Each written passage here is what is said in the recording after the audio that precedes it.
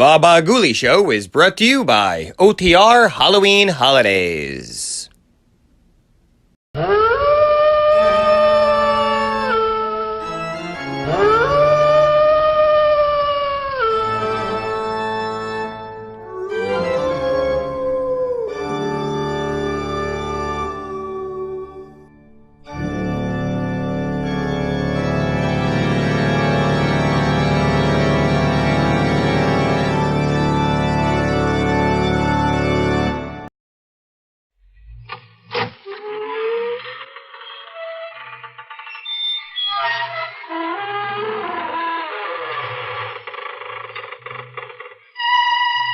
Good evening, friends of the creaking door. This is your host to welcome you into the inner sanctum. Come in, come in. I always feel lighthearted in weather like this, so perhaps we ought to have a little poetry before we begin. An Arab girl named Yuhim was lied to by her husband, Menuhim. For this little trifle, she shot him with a rifle. And now she can see right through him.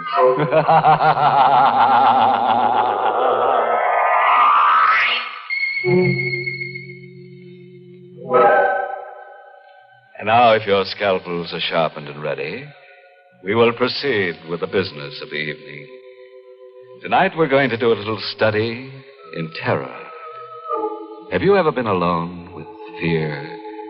Alone in the night and frightened? Well, here is our star, Agnes Moorehead, in the role of Linda Dixon, who will tell us a tale of terror by night.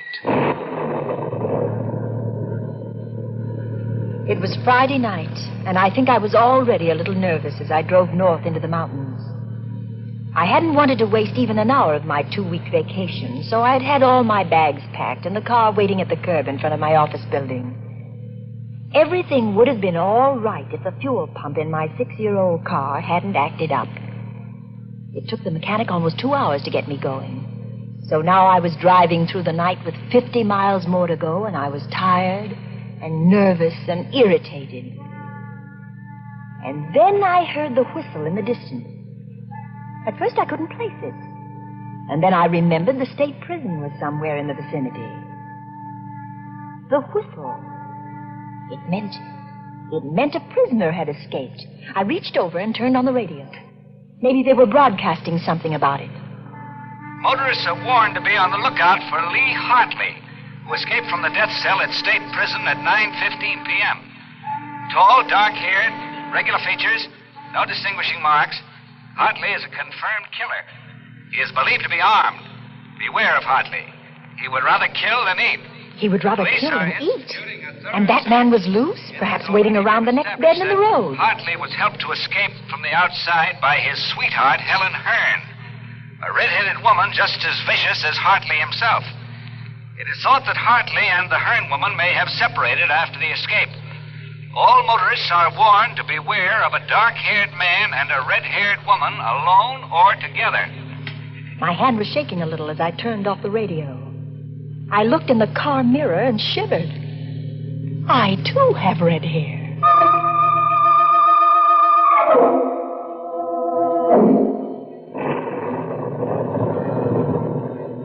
There was a storm coming on, and I was driving into it, and the night was black, and I felt small and lonely and frightened in the car. And then I saw them in the mirror, the headlights sweeping up behind me. A car. It had come out of nowhere. It was pulling alongside, cutting me off. I cowered behind the wheel and watched the door of that other car open. A man stepped out. Oh, and I breathed a sigh of relief. It was a state trooper. You driving all alone, miss? Yes, officer. Sorry if I scared you. We're stopping all cars. Where are you headed for? Well, I'm going up to the lodge at Smuggler's Notch. That's near Mount Mansfield. You see, I started out late from the city, and I'm having motor trouble. Yeah, sure. Can I see your driver's license, please? My driver's license? Yes, of course. Here, I've got it somewhere in my purse. I seem to be all fingers. It's that escaped prisoner, Hartley. How'd you know about him?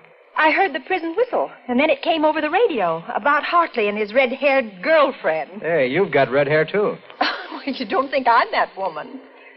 Find that license yet? Oh, yes, I'm sure it's in here. Got so many things in this bag. Oh, here, I've got it. Here's my license. Thanks. What time did you say you left the city? About 5 o'clock. It took you a long time to get up this far. Well, I told you I had motor trouble. So you did. Okay, Miss Dixon, here's your license. Thank you. You can go ahead. Thank you. Oh, darn. There it goes again. More motor trouble. Oh, it's the same thing. The mechanic said it might happen again. Oh, it started. You want to get that fixed the first chance you get. Oh, it's too late. All the service stations are closed. Well, there's one that's open all night, about 2 miles up the road. Better stop there. Bill Slater's place. He's a good mechanic. He'll fix you up. Tell him Joe Nesbitt sent you. Thanks, I will. And listen, Miss Dixon. Yes. You be careful. Don't stop to give anyone a lift, man or woman. Oh, don't worry. I won't.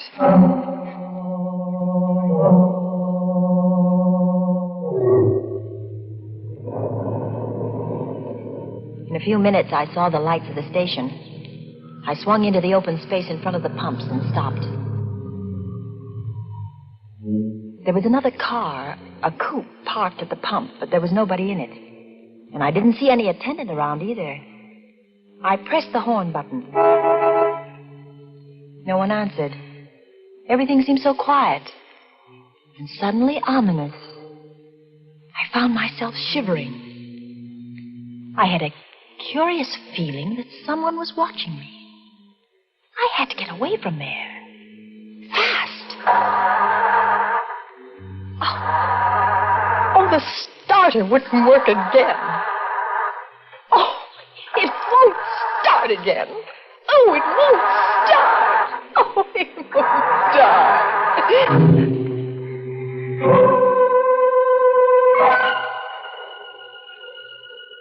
For a long time, I sat behind the wheel listening for the sound of footsteps stealing up behind the car. But there were none. Then I could bear it no longer. I had to get out of the car. I had to see what was in that office. I opened the door of the car and stepped down on the gravel.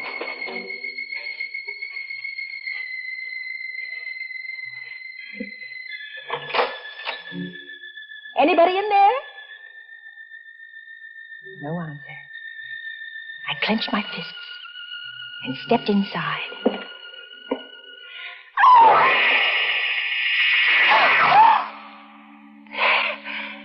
There on the floor at my feet lay the body of a man. His mechanic's jumper was stained red. And his throat was cut.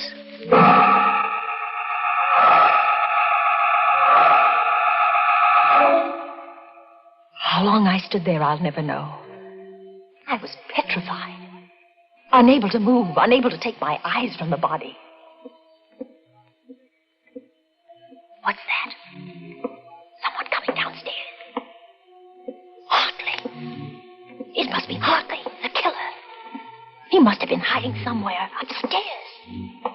I must get away. But how? My car won't run.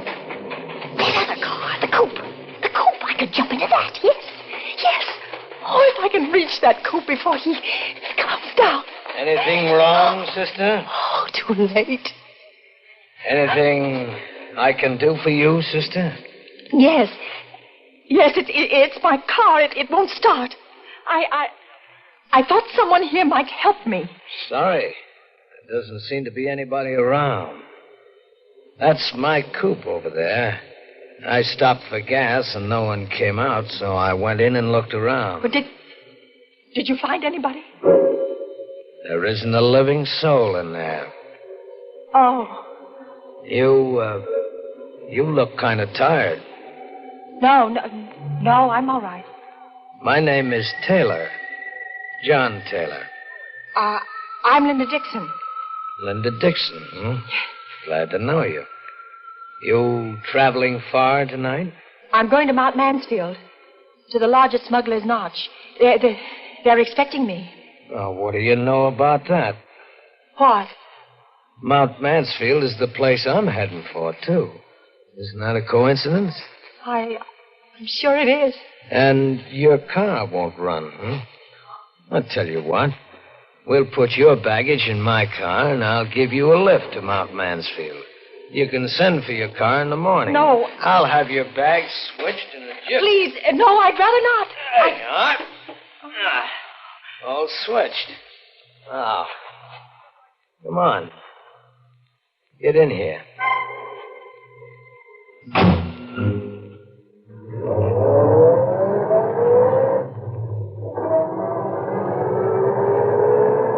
We drove away into the night, leaving behind us the dead man in the service station.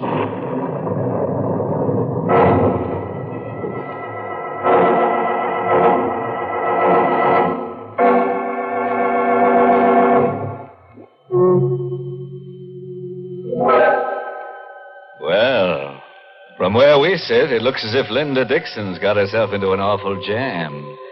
And believe me, she's shaking like jelly. Now, let's see how our star Agnes Moorehead in the role of Linda Dixon is making out. All alone in the car with a strange man. But after all, she shouldn't be too scared of him. He's just a felon who needs a friend. I sat stiff and tense beside the man who called himself John Taylor. He had both hands on the wheel, and he stared out through the windshield. My eyes focused on something on his right hand. It was a stain, a small stain, but it was wet and red. I couldn't take my eyes off it. What are you looking at? What? Oh, nothing at all. I think I'll turn on the radio. Did you know there's been a jailbreak? Hartley is 5'10", very dark hair. Don't be fooled by his pleasant manner. He is a killer by instinct. A killer by He is instinct. a killer by I looked at the man instinct beside and me. very dangerous. He is accompanied by Helen Hearn. Helen Hearn is a clever and dangerous woman. 5'3", red hair, very pretty. I caught Taylor looking at me out of the corner of his eye. Vicious. Just What as are you looking at? Hartley himself. At your hair. That the escape was It's red.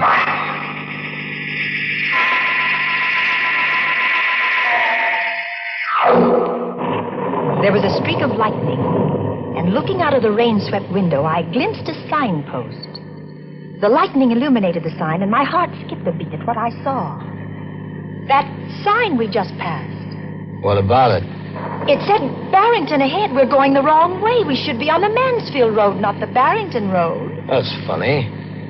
I must have taken the wrong turn. Well, aren't you going to turn back? Sure. Whatever you say. We'll turn right around and go back. Oh, We're in the ditch. in the ditch. Oh.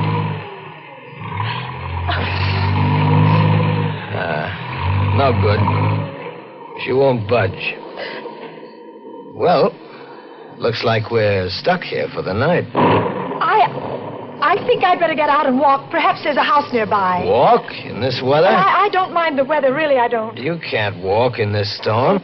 You're staying right here until I get the car out of the ditch. I've got some tools in the trunk compartment. You stay put.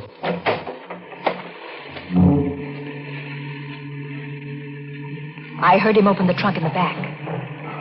I listened for further sounds, but there was nothing. I didn't hear him moving back there. I didn't hear any tools. I had to find out what he was doing. Slowly, carefully, I got my door open. I stepped out into the rain and sneaked back toward the rear. I saw him there, not moving, in front of the open trunk compartment, bending over with a flashlight in his hand. The ray of light was focused on something curled up inside. It wasn't baggage or tools. It was a woman's body. Just then he saw me. He snapped the flashlight off, but not before I caught a glimpse of red hair. Then I must have fainted.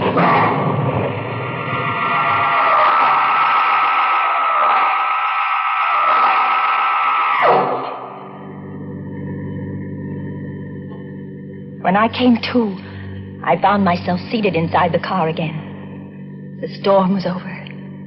The night was quiet. Oh, so you're awake again. I don't feel well. Is it because of what's in the trunk compartment? Oh, she's dead. I told you not to get out of the car.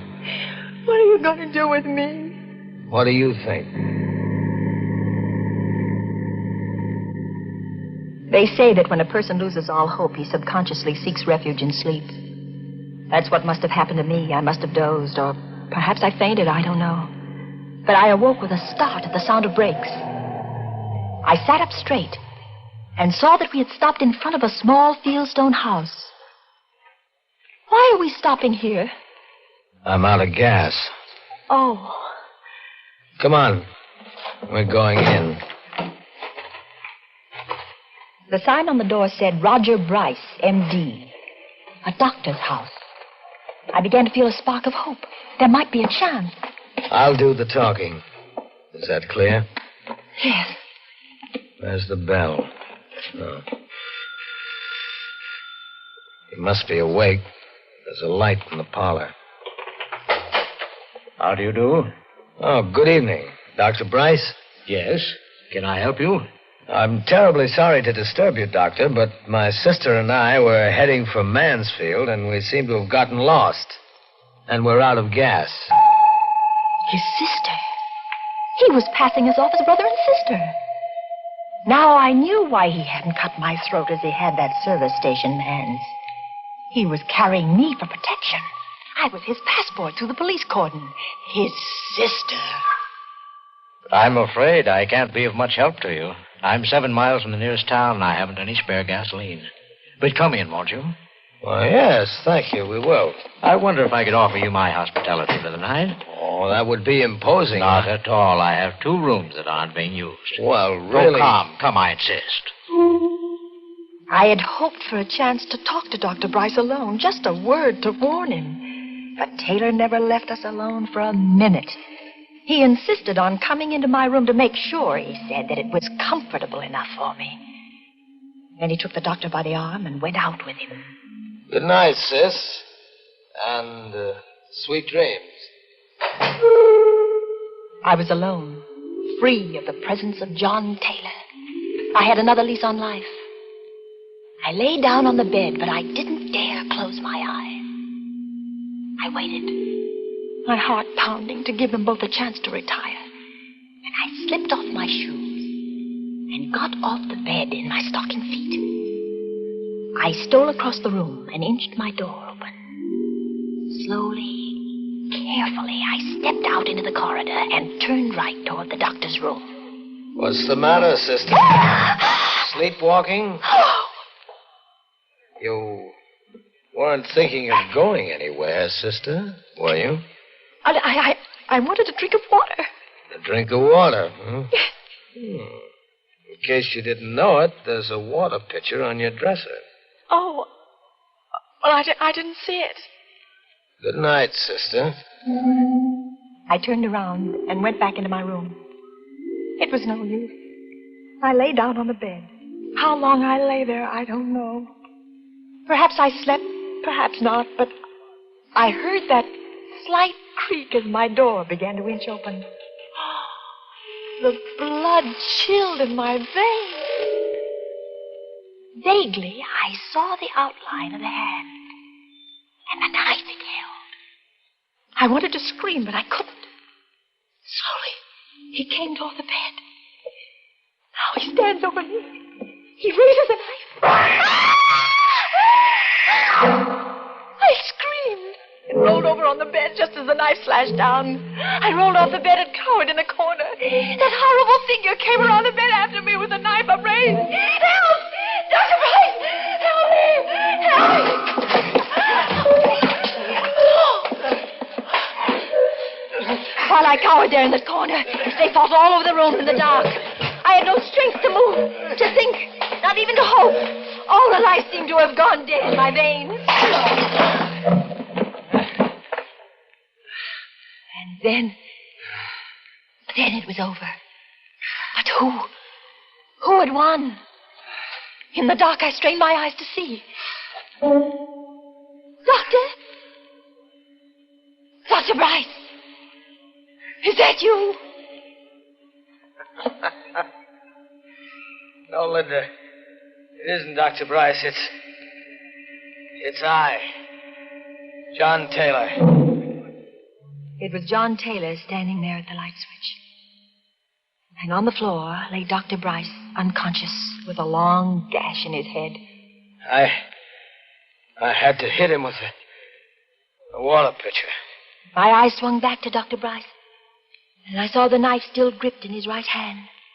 That's Hartley, Linda. What? Lee Hartley, the killer. It was he who came in here with the knife? Right. I was down the cellar just now. The real Dr. Bryce is down there, dead. Oh. This guy posed as Bryce when we came to the house. Oh, then you're not Hartley. Oh, what a situation. All the time you thought I was Lee Hartley, and I thought you were Helen Hearn on account of your red hair. Oh, but the body of that red-haired woman. That's Helen Hearn. Oh. This guy must have killed her back at the service station and stuffed her body in my trunk compartment while I was inside.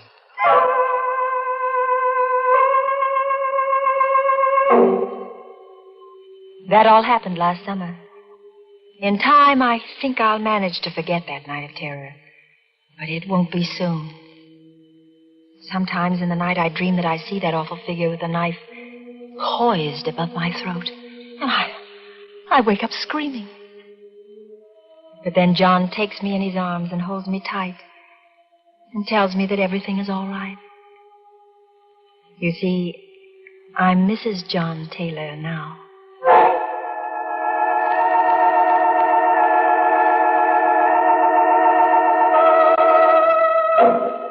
Well, what do you know? A happy ending. As for Mr. Hartley, that pleasant killer, he got what he deserved. Some people never know when they're well off. He should have stayed in jail, where they never raise your rent, where they make no charge for meals or for electric current. You see, when you're in jail, everything is free. Except you. Well,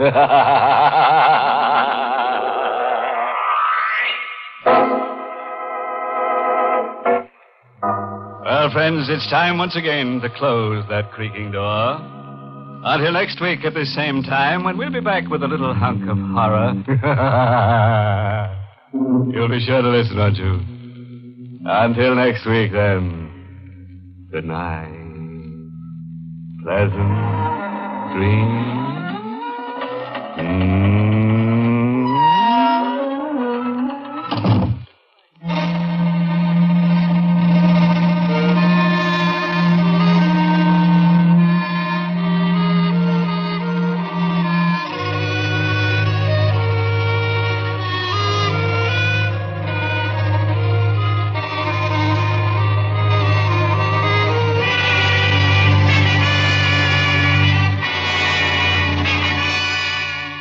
Inner Sanctum has come to you through the worldwide facilities of the United States Armed Forces Radio and Television Service.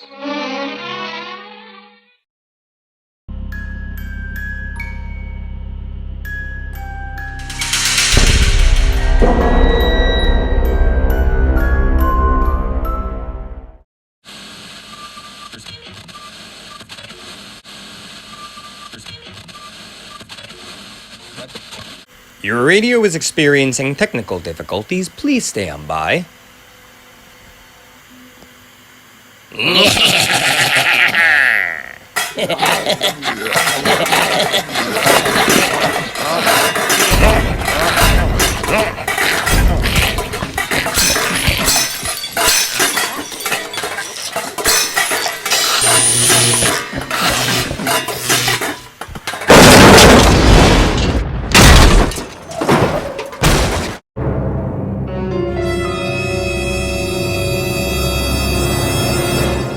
Time to go down to the basement for some more hauntingly delicious Count Chocula cereal. Don't look in the basement. Eee, those eyes are looking at me. Think I'll get some fruity Frankenberry from the cupboard. Don't look in the cupboard. Oh, those eyes, they move. Now, the spooky, delicious part of your complete breakfast is even spookier. A Chocula's eyes really moved. So did Frankenberry's. He is looking at you, kids.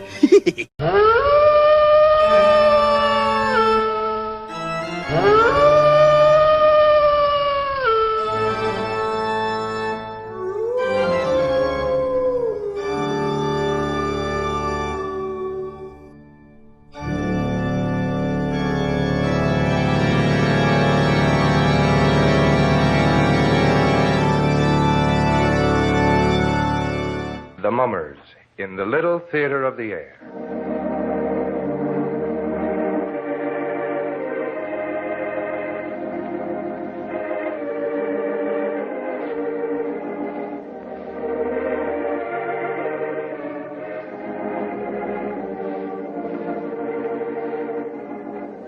Now, the Hermit.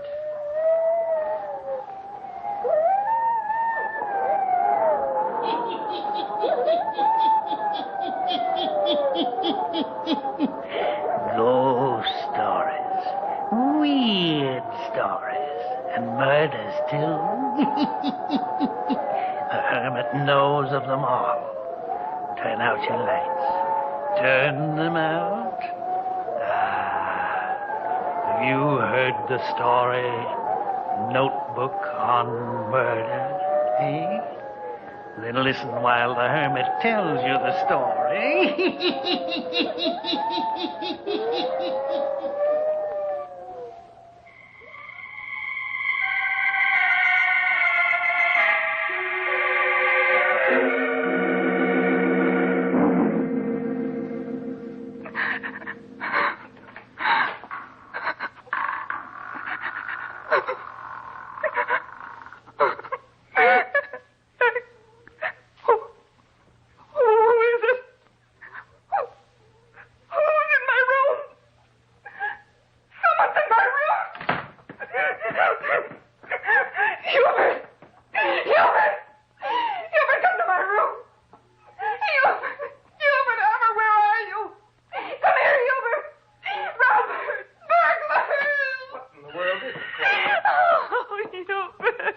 By your bed, Cora. There, now, what's all the racket about? Well, stop crying and tell me what it is. There was someone in my room. Oh, you've been dreaming. No, I woke up and heard my door creaking open. I could feel it. There was someone standing in my room, and then I heard them run down the stairs after I called out. Hubert, you've got to go downstairs and look. Well, of course I'll look, but you don't think there's going to be anyone in the house after all your screaming, do you? Oh, Hubert, wait a minute. I'm going with you. You better stay right in bed, Cora. No, I'm afraid. You said you heard someone go downstairs. I know, but I won't stay here alone. All right, come on. I think you just had a nightmare. Oh, no. That's a nice way to wake a guy up out of a sound sleep. All the screaming. Oh, you'd have screamed, too. Well, not much. I tried to nab whoever it was. Oh, careful, Hubert. The burglar may have a gun. I can't find the light switch here in the living room. I'll get it. What? Look. The rug is kicked up. Someone was in here. And look. The things on the table have all been disturbed. Yeah. Hubert, where are you going? Well, to look through the house. Oh, wait for me.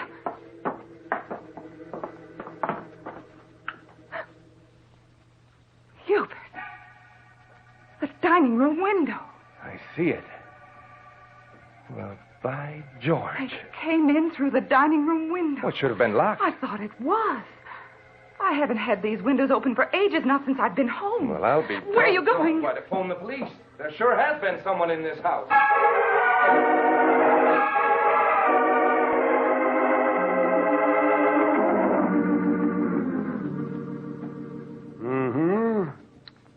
Looks like they used this window for entrance and escape, all right. Hal, find any footprints outside the window? No, not a darn one. Well, maybe they didn't use the window. Well, there's a cement drive outside this window. It's possible they could have stepped on the cement both entering and leaving. We'll take fingerprints of the window. Now, let's see, a few questions. You were the only one who heard the noise, Mrs. Armour? Yes. I heard the door to my bedroom open slowly, then close, and then someone running downstairs. And the first thing you heard? My wife screaming. How far is your room from hers? Just across the hall. Are you a sound sleeper, Mr. Armour? Well, I guess so. I rarely wake up during the night. And you, Mrs. Armour? I don't sleep so well. You see, I've been ill and in the hospital. I'm not well at all. There now, Cora, everything's all right. My wife had a nervous breakdown recently, officer. Oh, I see. Well, just a few more questions, and then we'll let you go back to bed. Any valuables in the house? No valuables exactly. I usually have quite a bit of money on me. Why is that? I don't bank anymore. Cash my salary checks, and what I don't put into bonds, I use to pay bills. How about tonight? Oh, the money's safe in my room. How do you know, Hubert? Oh, silly, I looked when you yelled burglar. Who knows that you carry a good sum of money around with you, Armour? Oh, I don't know. Some of the boys around the office, I guess. I may have mentioned it in the bar. They got those fingerprints, Hal? All set. Yeah, we won't disturb you any more tonight. Obviously, there's no one here now.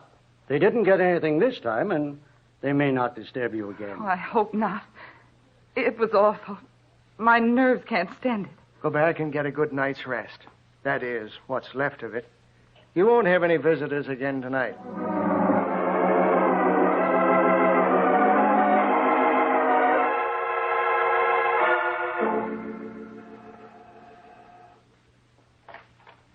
Good morning, Mrs. Armour. Remember me? Oh, yes. You're one of the policemen who was here last night. Mind if I come in? I'd like to ask you a few questions. Oh, no, come in. I was just out in the kitchen finishing up the breakfast dishes. Well, then we'll go out there. I can talk to you while you work. Did you sleep after we left? Well, yes, sir, I did. And you know, this morning I can't remember much of what happened last night. That's so? But I don't remember things well at all. Not since I've been sick. Lots of times things are foggy with me. How long were you in the hospital, Mrs. Armour? Let's see. It was a long time, over a month, I guess. What brought on your illness, Mrs. Armour? Well, sir, I don't know exactly. Were you unhappy? Yes, sir, I was. What about? Well, Hubert got so he didn't pay any attention to me. That's so? Stayed out a lot nights? Yes, he did. He was never home. But since I've been in the hospital, he's been wonderful to me. Kind and good and home every night. Oh, came to his senses, did he? Yes, sir. There's been a great change in Hubert. That's good. Yes. I feel like I can get well now. Of course, the burglar coming has upset me. Coming into my room like that and standing there in the darkness. Hubert says if it wasn't for that window being open in the dining room, we might just think of it as a bad dream I had. Well, Mrs. Armour, we're going to keep an eye on the house. And we want you to help us. All right. What do you want me to do? If you see any strange persons hanging around here in the daytime or night, you call the 4th Street station and report it. Now, here's the telephone number. Or anything strange that happens, you remember and tell us. Sure, I will. The best I can. You know, it might be a good thing, Mrs. Armour, if you wrote things down in a notebook, as long as you can't recall things very well. Oh, what should I write down? Oh, anything odd that happens. And what's more, Mrs. Armour, you keep this notebook a secret, just between you and me. Think you could do this? Why, sure, I guess so. Not even tell your husband? I could keep it from him. Good. Now, let's see. Suppose you keep these notes under the mattress of your bed. Only you and I will know that they're there. Write down anything you want to, and keep it for me.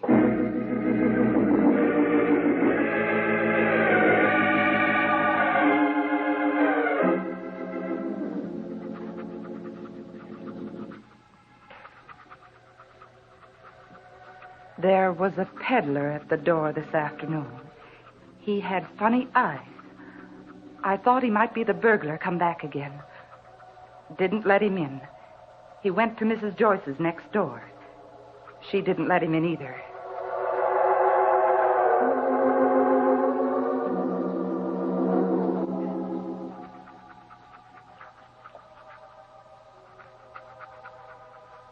Hubert read to me tonight about a burglary on the south side of town. This burglar got in through a window, too, the basement window. He took money and silverware. We haven't got any good silverware.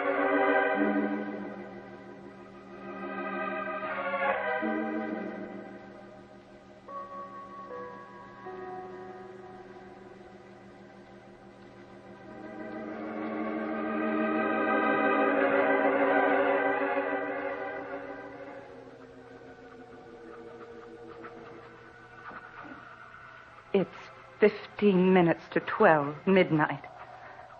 I just woke up, and I'm scared. Awful scared.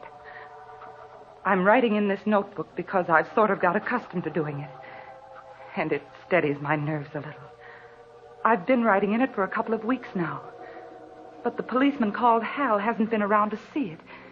Maybe it's because I haven't called or had anything to tell him. But I'm scared tonight. It was at supper that Hubert said... You aren't frightened of burglars anymore, are you, Cora? Sometimes I'm afraid of him coming back again. Oh, fiddlesticks. There won't be any more disturbance after all this time has passed. Oh, I hope you're right. Of course I am. Well, anyhow, I have to go out tonight. Oh, Hubert. Now, don't cloud up and cry, baby. No one's going to hurt you. What's more, we'll see that all the windows are locked and the doors. Why do you have to go out, Hubert? A buyer. Boss asked me to see him tonight. I'm afraid.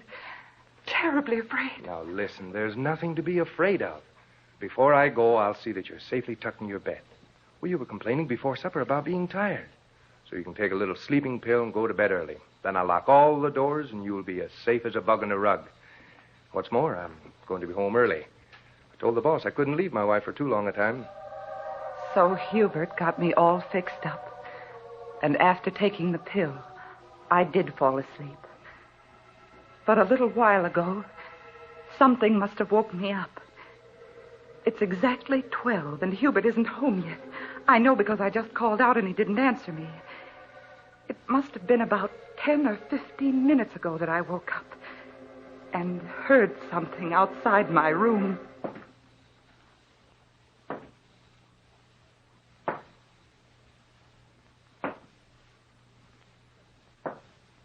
Footsteps. There would be one step, and then a long pause, and then another. For a minute, I was so scared I couldn't even breathe. Somehow, I just seemed to know that whoever was coming down the hall was coming to my room, and for me.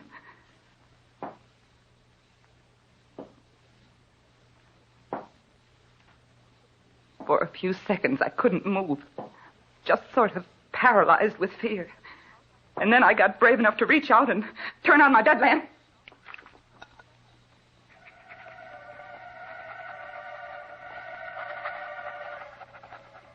The person must have been real close to my room when the light went on. There was one more step. And then they stopped. Officer Hal, as true as I'm writing, they stopped right outside my door. I heard a board creak.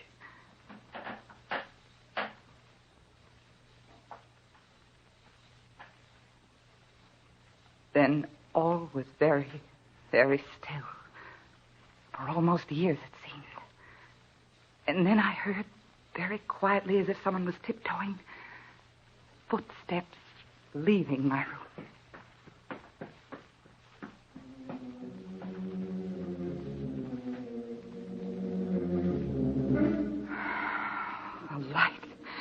The light has frightened them away. Oh, I'm so certain that it was someone coming for me, but what am I going to do? I'm too truly afraid to go downstairs and phone for the police. I'm going to call out to Hubert again. Hubert? Hubert? No, Hubert isn't home yet. Or perhaps whoever has come into this house has done something to Hubert. Hubert! Hubert!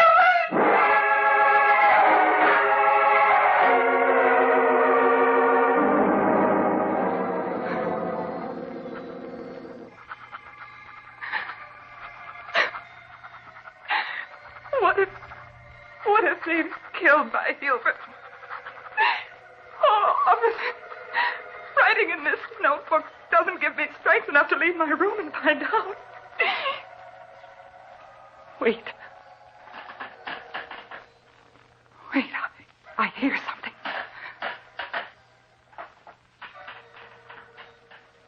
There's someone outside my door. I know it. Someone just moved outside my door. I'm going to hide this notebook under the mattress like you told me to do, and then I shall scream out the window for help.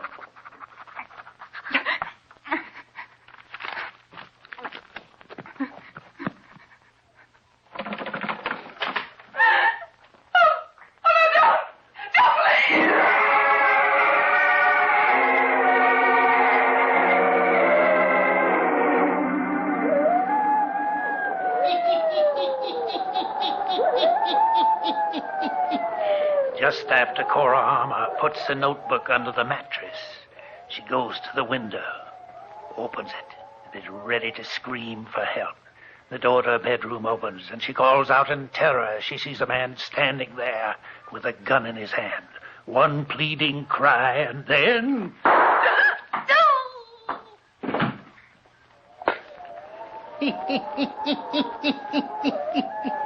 Cora Armour has been shot. Murdered. Will the police be able to find her assassin? Eh? The hermit will tell you before the night is done.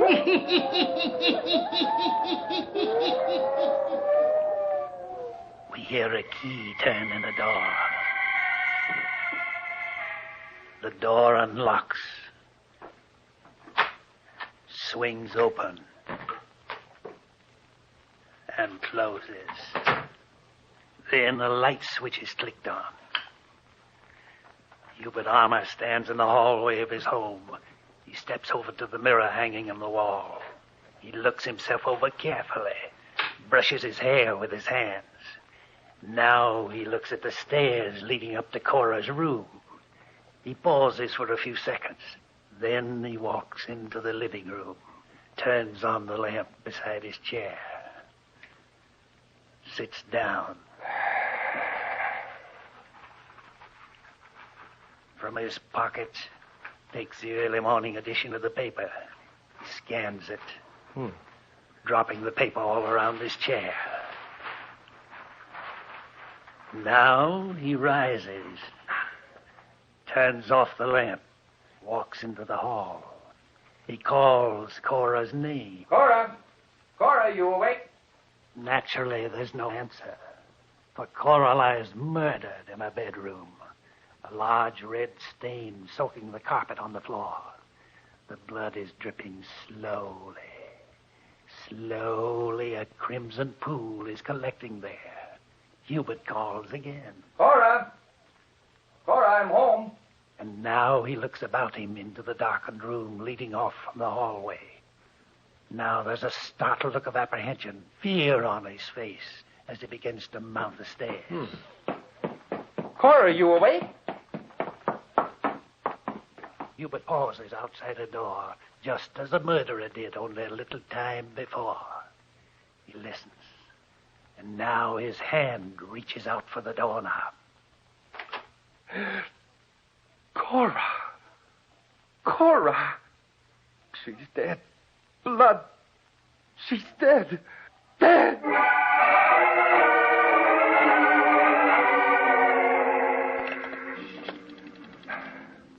Operator, get me police headquarters, please. Hello, police headquarters. This is Hubert Armour, 97864 Crawford Street. Come at once. Hurry, it's my wife. She's been murdered.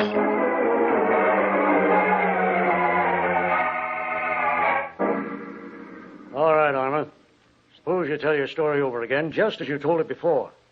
And you left the house when? At 7:30, officer. And where did you go then? I went directly to the office where I was to meet Mrs. Davis. Was she there when you arrived? Oh, yes, sir. She was waiting in her car outside the office building. And this was approximately at what time? Well, I think it must have been about 8 o'clock. 8 o'clock. Mrs. Davis will be able to verify this? Oh, yes, of course, officer. Well, why are you grilling me so carefully? That isn't going to help us find out who killed my wife. Go on with your story. Well, I Suggested to Mrs. Davis that we drop into the Greenbrier Club to discuss her insurance policy, and she agreed. Yes? Go on. So we left her car standing near the office, and she got into mine, and we drove to the Greenbrier Club. The doorman took care of your car? Yes, sir, and he'll remember that. Well, you can check all of this that I'm telling you. We will. Go on. Well, there isn't any more to tell. We sat there and talked, had a bite to eat. What time did you leave the club? Well, a little after 10, I think. Then what did you do? Well, I took Mrs. Davis over to her car. Then? I drove straight home, put the car in the garage. What time did you get home, Mr. Armour? I didn't look at my watch, but it must have been a little after 11. But you didn't call us about the murder of your wife until 20 minutes after midnight. Why was that? I didn't know my wife was murdered, officer. I called out to her when I came home, but she seemed to be sleeping. She'd taken a sleeping pill before I left tonight, so naturally I thought she was still asleep. So what did you do then? I went into the living room with a paper, sat there and read a while. All the while until I went upstairs and discovered my wife's murder. I don't know what time it was I called you. We know. And we know other things, Hubert Armour. We know at what time your wife was murdered. She told us. What do you mean she told you? She told us just as much as if she were alive now. But I don't understand what you're driving at. No? And when your wife told us at what time she was murdered, she also told us who murdered her. Well, who did it? You were very clever, Hubert Armour, from the very start when you planned this crime. When you called us here to hunt for a burglar who was no one but yourself. That's a lie. You built this thing up slowly. Tonight you carefully accounted for your time up till 11 o'clock. The remainder of your alibi was weak. It might have been strong enough if Cora Armour had not left us a notebook on crime. What? I asked her to keep a notebook, to tell me all the strange things that happened in this house. She did. She kept it faithfully. Midnight tonight, you, according to her own writing, were not home. She called out to you, but you didn't answer. But you were here. You came in. You crept to the door of her room. You lost your nerve. You came back at midnight, shot her, left the house to dispose of the gun, returned, sat down on your chair and looked at the paper, then went upstairs to look in her room and to report her murder. Yes, Armour, you had it all planned very carefully. But you didn't reckon with Cora Armour's notebook. There's someone outside my door. I know it. Someone just moved outside my door. I'm going to hide this notebook under the mattress like you told me to do. And then I shall scream out the window for help. You heard the scream, didn't you, Hubert Armour? You heard it? No, I didn't. You heard the scream, all right. She made it when you opened the door, when you lifted the gun to fire on her. She didn't scream. She just called out, "Don't, please." I admit it, I killed her. She was a stone around my neck, nagging, never well. I hated her. I wanted freedom. She wasn't well because she feared you, Hubert. She feared you all the while. It was fear that sent her down to a sanitarium. In her heart, Cora Armour feared death at your hands. And yet, without her notebook, you might have gone free of the crime of murdering her.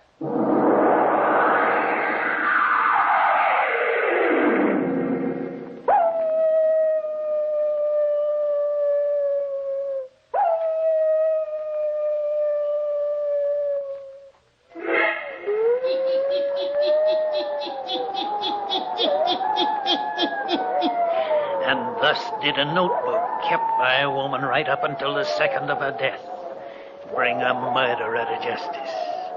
A notebook which spoke as strongly as if Cora had returned from the spirit world to point her finger at the guilty one. Yes, turn on your lights. Turn them on. I'll be back. Pleasant dreams.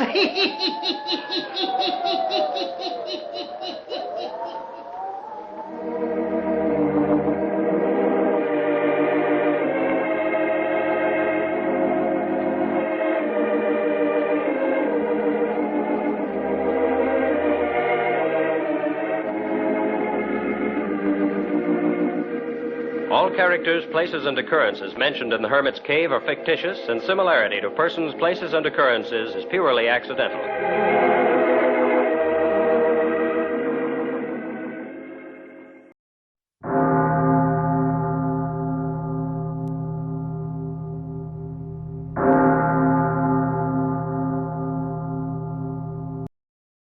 Hope you're enjoying today's Bah Ghoulie Show by OTR Halloween Holidays. And remember, if your radio has a record player, check out Watchwaddle's Greatest Hits. Nothing like some good old-fashioned spoofs and gags. Available on 16-speed record.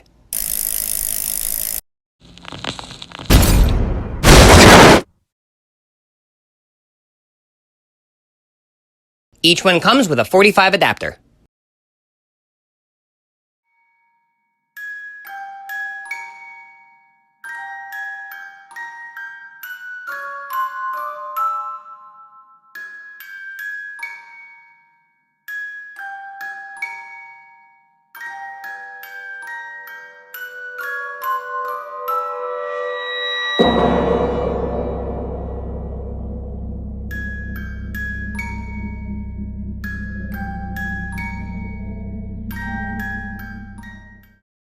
Looking for this? Come to Kmart for all your Halloween goodies. Hundreds of costumes, all 40% off. Frightful decorations, great candy. Halloween's totally cool at Kmart. Ooh.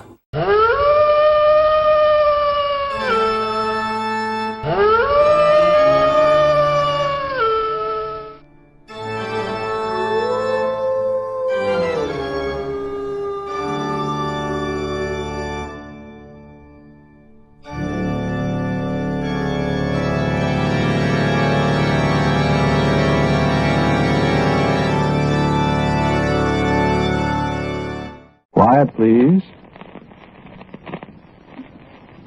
Quiet, please.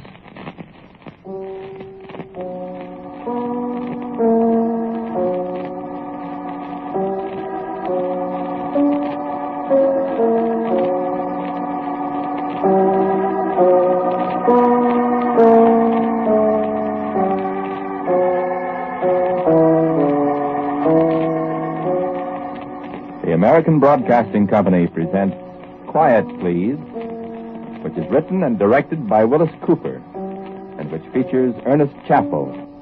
Quiet, Please for today is called, Is This Murder?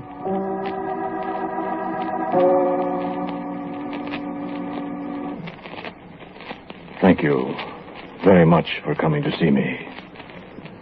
I would have come to your office, but I'm sorry, infirmities prevent my going out. That's why I have to have it so dark in here, too. I hope you won't mind.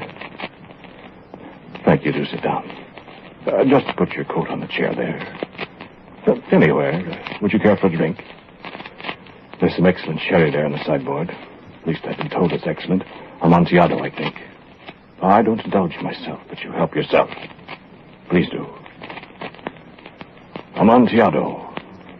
Like the stuff that the good Montresor was drowned in Poe's delightful story, The Cask of Amontillado. You remember the story, of course. Yes. Well, help yourself. I asked you to come here because I think I need some legal advice. About murder, I'm afraid. Yes, quite.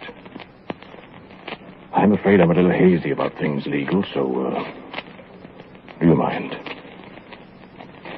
Like the sherry? I've been told it's excellent. Help yourself, too. Why, I hardly know where to start, but, that door? That's my workshop. I haven't been in there in quite some time. Artificial limbs. Rather unusual ones, if I do say so myself. Well, I've invented a few devices, you see, and they've been quite successful. Oh, yes, a great many persons wear hands, arms, legs, and so on that I invented. You didn't know my assistant, of course. Well, I don't know. I don't know where he is. As a matter of fact, it's Dan I wanted to talk to you about. Dan and Joyce. Joyce was his sweetheart. No, I didn't murder them. It's rather an awkward story to tell. Are you sure you're comfortable? Good. Have you ever read the works of Mary Wollstonecraft Shelley? Never heard of her? Well, she was the wife of the poet Percy Bysshe Shelley. She was a novelist. She died in 1890, nearly 60 years ago. But I'm afraid one of her novels is more or less responsible for what I'm going to ask you about. You don't... I mean, you aren't familiar with her works. Why, the best-known novel she wrote was Frankenstein. Oh, it's nothing at all like the Frankenstein you've seen in pictures. No Boris Karloff, no Bela Lugosi with a flageolet, no weird castles. But it's a powerful book with a very important message. You haven't read it. Well, perhaps you ought to. I was talking with Dan about it one day in the workshop there. We could just about make us a monster with all this equipment, Ernest. Not a monster, Dan, old boy. I do better than Mr. Frankenstein did. At least mine would be good looking. Wouldn't need any spare parts of dead people either. No, indeed. How'd you get it to work, though? That's the problem. His new arm almost has its own brain. Not much like the one that, Lionel Atwill, was that his name? Yes, Lionel. Wore in a picture. The one he had to manipulate with his other hand. That's good looking, too. No good without a brain and some live muscles to put it to work, though, is it? Nothing is. That's an intriguing thought, isn't it? What? A synthetic man. Wouldn't have to feed him, wouldn't have to pay him wages. Great idea. And he'd be good and strong. Duralumin arms and legs. Chrome steel fingers and plastic muscles. Chromium-plated head with wide-angle lenses for eyes. Microphones for ears. And what for a brain? You know what Frankenstein used. A brain? The wrong kind of brain. That was in the picture. He got a criminal brain by mistake, remember? I wonder what would have happened if he'd got a good brain for it. You've got the book and the pictures. Mixed up, boy. All right, but what would happen if you could make a synthetic man and put a real good human brain in it, huh? Wouldn't it be something? Wouldn't it be... Just think of muscles that never tire.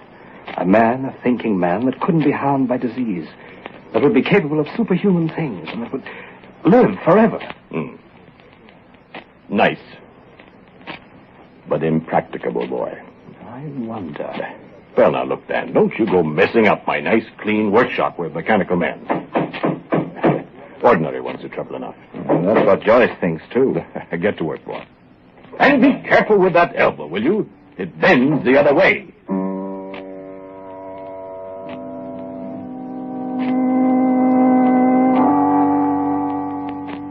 Do try some more sherry. I'm told it's exit.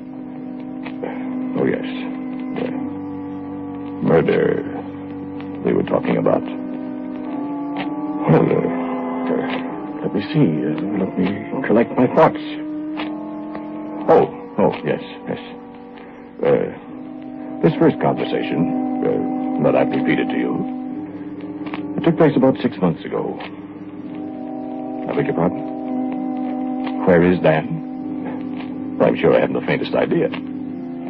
If you don't mind, I like to be orderly, methodical.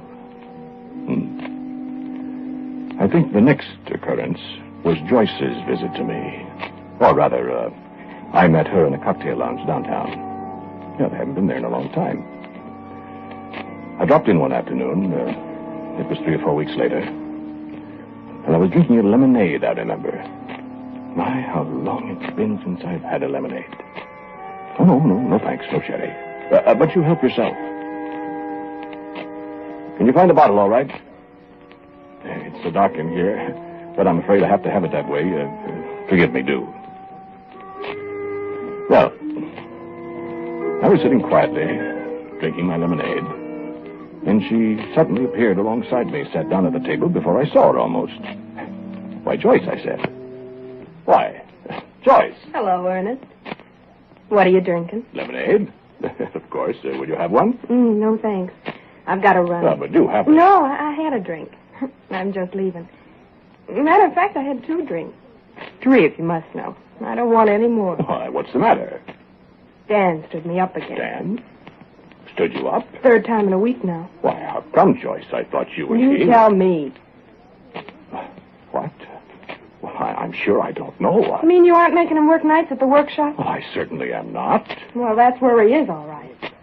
At the workshop. That's what he says. Joyce, my dear, the workshop's right in my own home. If Dan has been in there... Oh. Oh, my goodness, now what have I said? If he isn't at the shop, where is he? Oh, I don't know. Look, Ernest, I happen to love that guy. Now, I'd stake my life, Joyce, he isn't out with somebody else. Another girl, I mean. For his sake, I hope he's not, Ernest. Well, Because if I catch him cheating on me, do you know what I'll do? I'll murder him.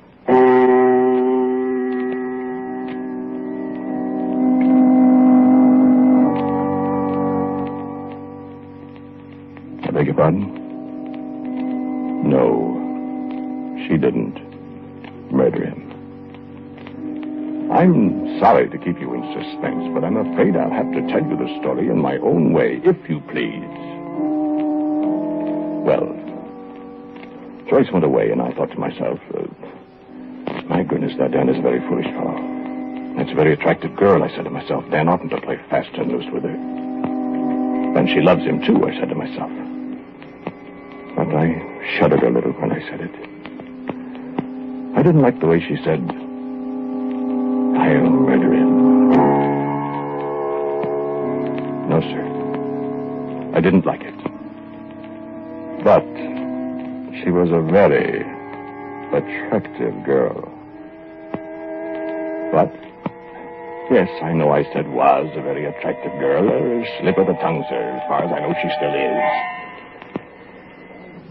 Well, anyway, I taxed Dan with it the next morning. Dan, I said, Dan, you look tired. I am tired, Ernest. Sleeping all right? All right. Here you've been working nights.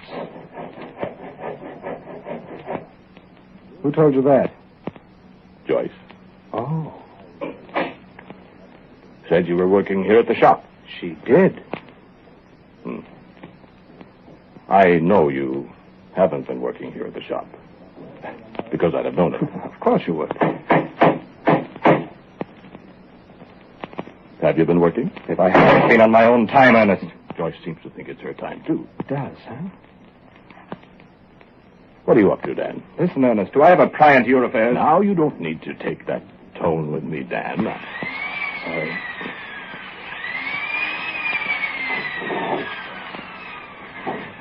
Dan, that girl loves you. So what? Well, now, really, Dan. I'm sorry, Ernest, but I've got so many things to think about now. I'm sorry.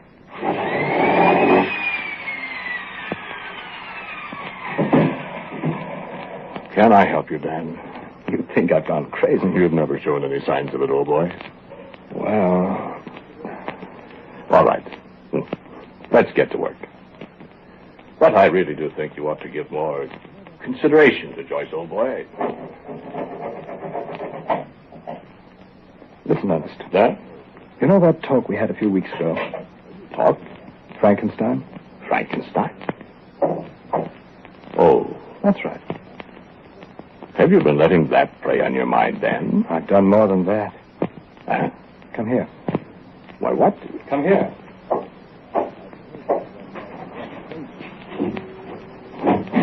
See? Well, I told you I've done more than just think.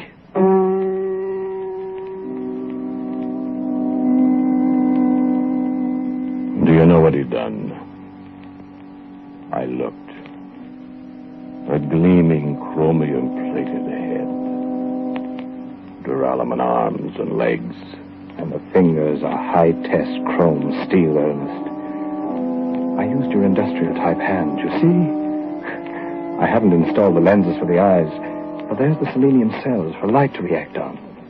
I've got 2 small microphones for the ears. And look, The hands and arms and the legs are controlled by this solenoid. Why, you're a fool, Dan. Sure. But isn't he a beauty, Ernest? You're a fool. If he only had a brain.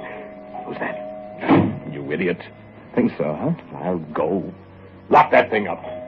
It's locked up. Who is it? Why? Good morning, Joyce. Is Dan here? Oh, there he is. Well, hello, Dan. Hello. I wonder if you remember we had a date last night. I'm sorry, I was busy. Busy? Where? Here? Yeah, here. Was he here, Ernest? Yes. He was here. Oh. Alone? Yeah. Well, he was. Well?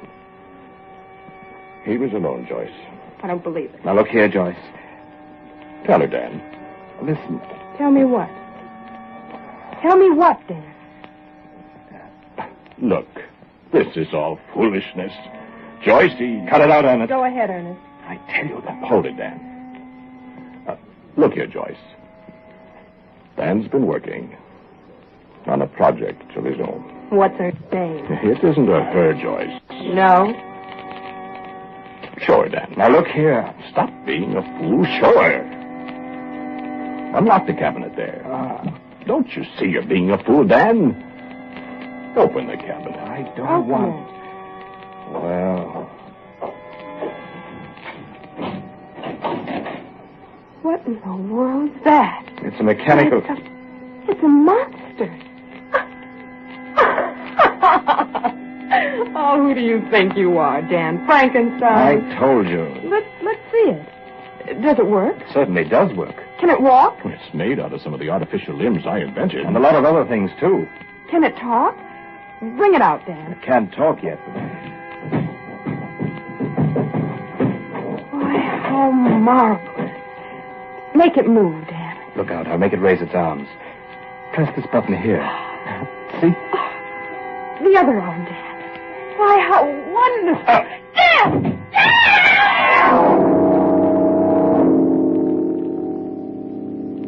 Yes. That was the first mishap. That mechanical arm, that arm of sturdy duralumin, with the fingers of chrome steel, smashed down in the back of Dan's neck like a sledgehammer. Oh, no, he wasn't killed. That's not the murder I'm going to ask you about. He was paralyzed. That is, his legs were paralyzed. He was in the hospital 3.5 months. The doctors did everything they could for him, but there wasn't anything that really could be done. He was helpless. Do have another glass of the sherry. It's excellent, I'm told. Dan used to drink it. And Joyce loved it. Huh? Yes, I know I didn't mean to use the past tense. I suppose she still loved it. Huh? No, sir, I assure you I'm telling you, what do they say in court? The truth, the whole truth, and nothing but the truth. Yes, indeed. Oh, why, we brought him back here, of course. No relatives, so far as I know. And we were very close, Dan and I. Oh, yes, Joyce was here frequently. Yeah, that girl really loves that boy. I suppose it was really pretty frightful having to lie in bed all the time, unable to move. Joyce used to stay here all day and sit with him. Then at night, I'd come in his room, and the three of us would sit around and talk. Mostly about robots, mechanical men, monsters. And I brought the machine, into his room so we could tinker with it while we talked. And we talked a great deal about it. How do you know it won't work if we put a brain in it, Ernest? It isn't possible, Dan. Frankenstein's worked. Dan, that's a story. Maybe. Maybe it's true. How would you get a brain, Dan? Frankenstein got a brain. And look what happened. But that was a criminal brain. Look, Dan. Even if you could, by some miracle, attach a brain to this thing... It'd work. But it wouldn't work right. Why, Ernest? Because man has no business playing around with such things. You think any brain would turn out to be evil just to punish a man for trying to create a superhuman thing like this? That's exactly what I think. Where would you get a brain, Dan? I don't know. Stop talking this nonsense. The thing is, Ernest, I don't think it's nonsense. Well, it is. Where would you get a brain? If I knew a doctor. Well, you don't. How would you know the brain wouldn't be evil? I'd make sure of that. How? I'd select it very carefully. Will you stop talking about this? Scare you, Ernest. You don't have to be so gruesome. I'd pick a woman's brain, I think. Women are smarter than men. Dick. Want to lend me a brain, Joyce? Well, I should say not. You'd have a fine time, Joyce. You'd live forever. I don't want to live forever. Nothing could hurt you. You could do anything you wanted. And have to live in that metal skeleton? No, thanks. You'd never be hungry. I like being hungry. It's too much fun to eat. And drink. Never be tired. Yeah, I like to be tired, boy. Good night's sleep. I wish I could put my own brain into it. Then I could get up and walk around. Do things. Go places. Oh, stop this morbid talk. This is a play toy, Dan. You talk as if it's coming to life any minute. All it needs is a good brain, Ernest. Well, I tell you what I'll do, Dan. You tell me where to get a brain, and I'll get it for you. And we'll make $1 million. How's that? Well, good night. I'm going home. Gee, I'd certainly hate to have Frankenstein here put his arms around me.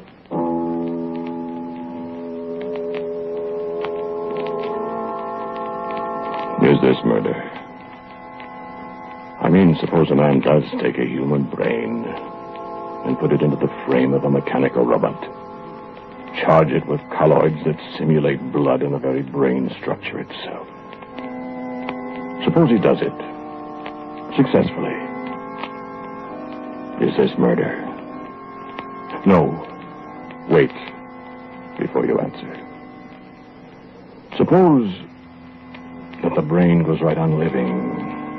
Suppose that the operation, if you want to call it an operation, suppose it works. The brain will never die. Life goes on. The only thing that's missing is the body it once inhabited. Is this murder? The only effect is that somehow or other, while it's in the body, the brain is capable of fine, noble feelings of love, affection, friendship, of all the virtues, in addition to all the vices. Yes, that's true, but when it's transplanted, well, look at the Frankenstein story. When it's transplanted, the virtues are missing. Only the vices remain. Intelligence? Yes. Awareness. Sentience. But good is gone. Only evil remains. But that's not the question, sir. If the body only is killed and the mind survives forever, is this murder? You don't have to answer yet. Oh, you think you know what I'm driving at. Well, we'll see. Now, let the Dr. Sherry do. I've almost finished. Then you can judge. Because I have another question for you. This final thing happened night before last. I went into Dan's room.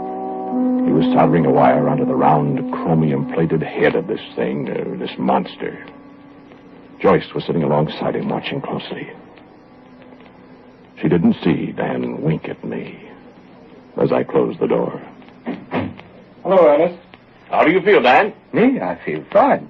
How are you, Joyce? Well, I've got a little headache, Ernest. Well, I'm sorry. Have an aspirin. I took one. Too bad, dear. Well, how's it going, Dan? I'm more convinced than ever, Ernest. If you only had a brain. If I only had a brain. Joyce, I wish you could do something to snap this fellow out of this. Why? Why? Because, are you starting to believe this nonsense, Joyce? Well, I don't think it's nonsense, Ernest. You see, she's got a brain, Ernest. Well, certainly she... Oh, Dan, I'm going to take that thing away from you. Take away my pretty Frankenstein? Oh, well, I should say you're not. Now, Dan, listen. I don't want to say this, but I'm afraid... Joyce, don't you... won't you help me? Help you what? Get Dan's mind off this thing, No, she won't. Joyce, Dan could only get a brain. Joyce. Ernest, won't you help me? I will not. Please, Ernest. It's all ready now. All it needs. Stop that. Don't, Ernest. Come on, Ernest. Help me. I won't. Ernest. Joyce! Do you know what he's going to do? What? He's going to... Ernest. I know what you're going to do. I know what's in your mind, and I won't help you. What's he going to do, Ernest? What's in his mind? Come here, Joyce. Lean over here. Dan, darling. Closer. Joyce, dear. No, stop. Stop, Dan! Stop!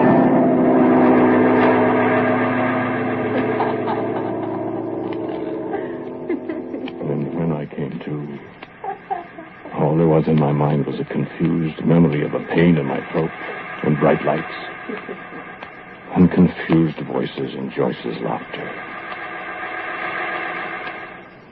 I tried hard to think. I was dazed. I found I was lying on the floor. I got up slowly. I saw Dan still lying on the bed. He was smiling at me. He said something. No, I couldn't make it out. And then I heard his voice. How do you feel? Ernest. And I tried to answer. And it was a long time before my voice came. And finally I said, where's Joyce? Why, here I am.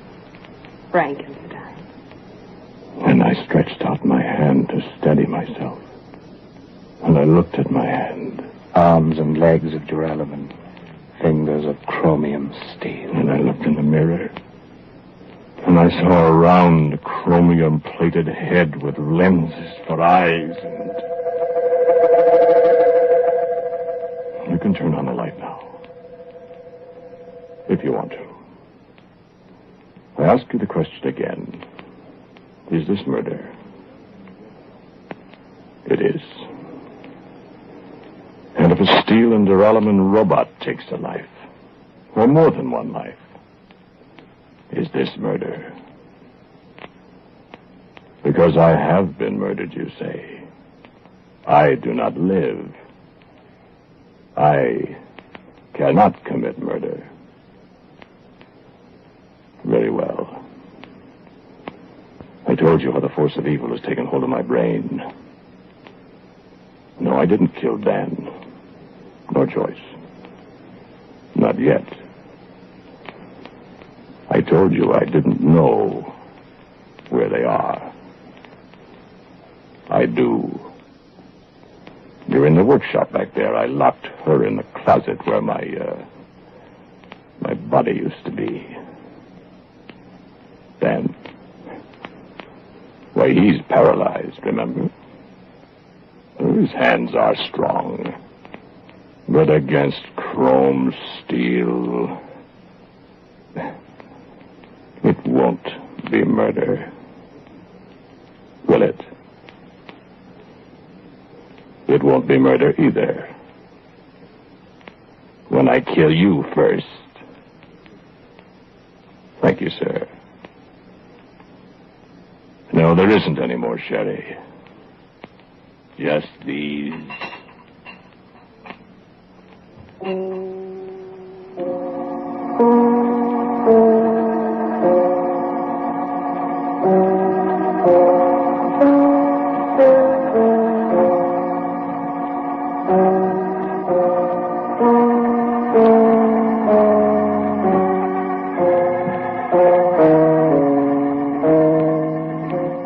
The title of today's Quiet Please story is This Murder?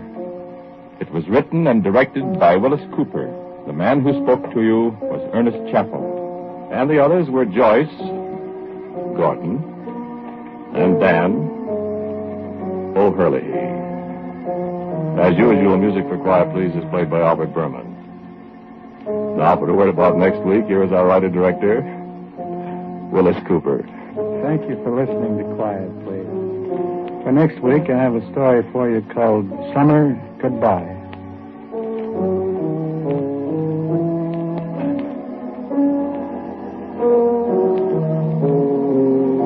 And so, until next week at the same time, I am quietly yours, Ernest Chappell.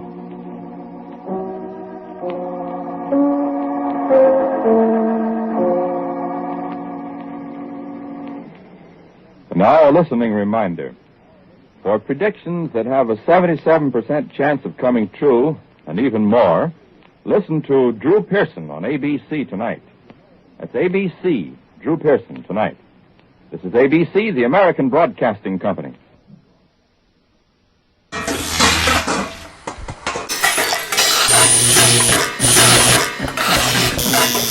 Watchwaddle Radio Repairman.